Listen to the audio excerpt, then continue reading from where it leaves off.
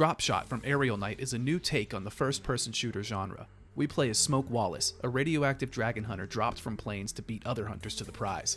It's similar to classic shooters like Wolfenstein, but adding in the verticality of freefall reinvents that classic feeling while keeping DropShot distinct from other modern FPS games.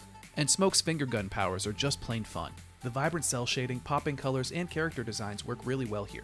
It adds to the silly, whimsical vibe that DropShot creates with its main character made purple by the same dragon that gave him his magic fingerguns. The vibe, the aesthetic, allows for lots of crazy stuff, including insane power-ups throughout the levels that have awesome effects.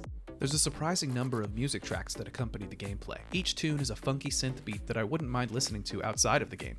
Between the look, feel, and sound of the game, this is a cohesive world that I couldn't help but be drawn into, if only there was something of substance to keep me there. When I'm moving around the levels, it feels like I'm trying to force my way through peanut butter or mud. I can't turn around and see enemies behind me. I can only attack the NPCs and obstacles that are in a weirdly narrow field of vision. You also fall really slowly, which is annoying when you happen to eliminate your opponents early and the level just keeps going.